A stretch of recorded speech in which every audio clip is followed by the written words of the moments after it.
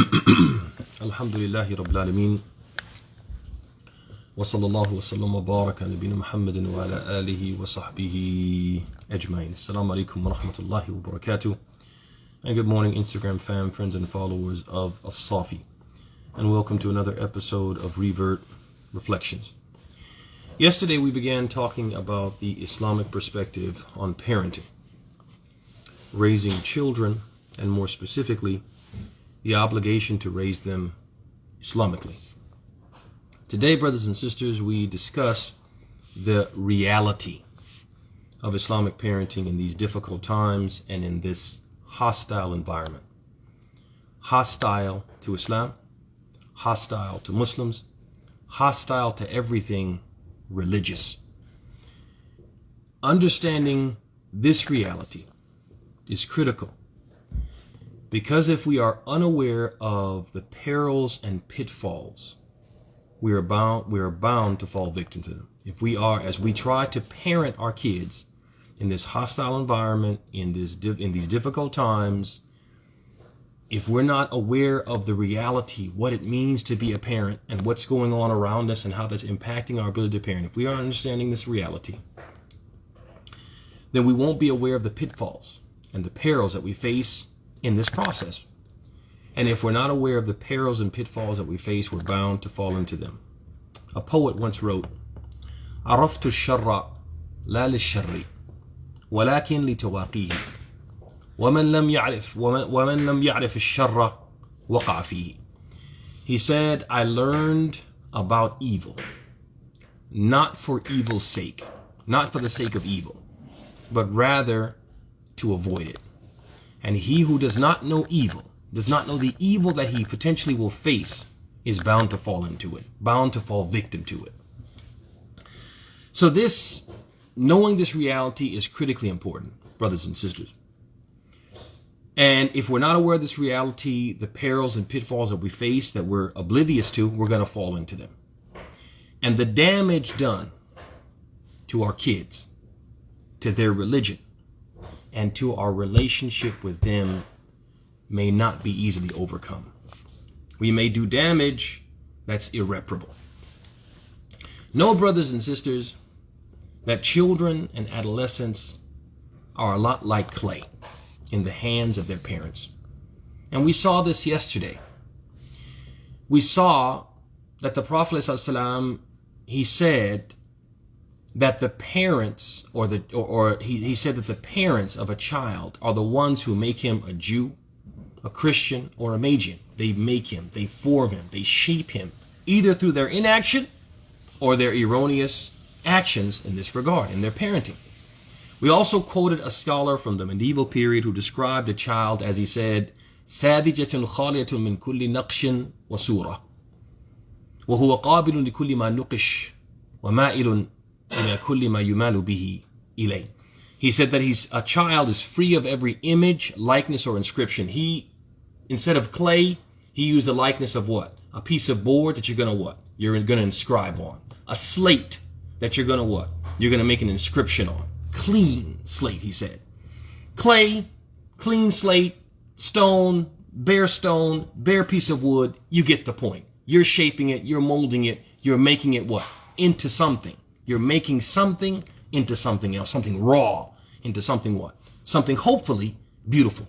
He went on to say his heart, because of its innocence and naivety, accepts and welcomes in every image and inclines toward whatever it is exposed to and persuaded toward. It's like what? Clay that you can what? You can shape, and it's going to be shaped by what? By those who what? Who actively try to what? Influence it. So our kids, brothers and sisters, they're like what? They're like clay, which we can shape into whatever form we choose.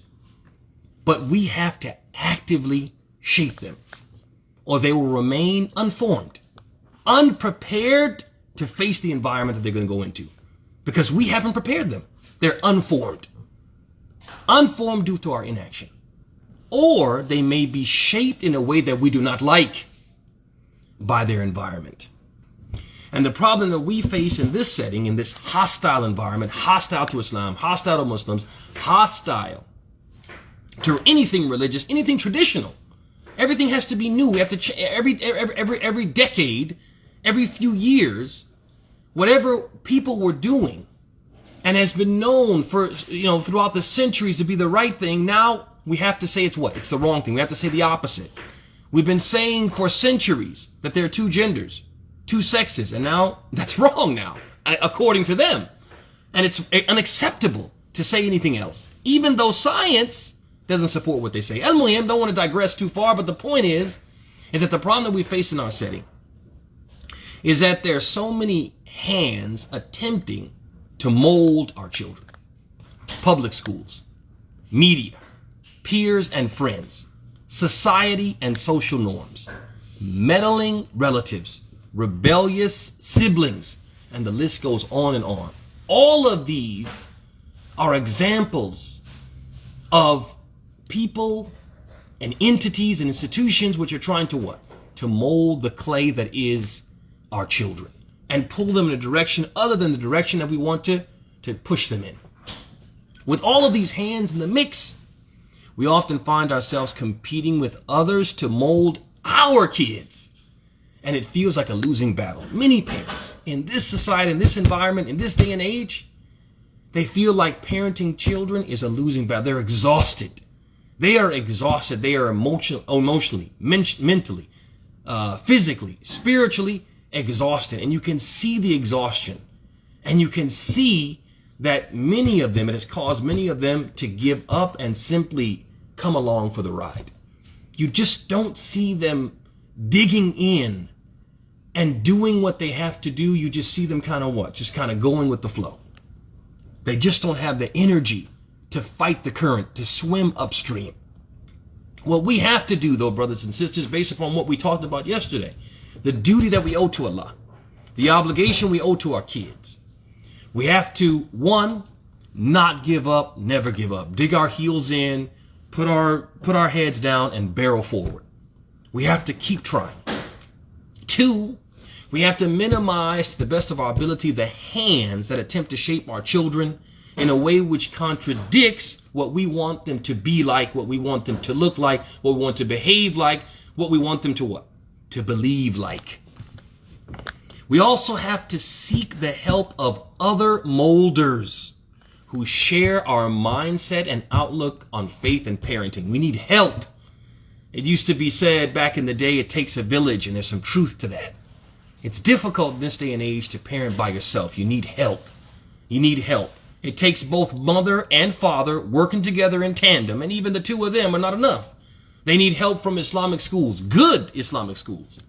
They need help from the community, the masjid, and programs and services offered by the masjid. They need help. But they have to actively seek that help. Seek the help of other people who can what? Who can influence their children in the way they want them to be influenced. To make them what? To make them Muslims, good Muslims.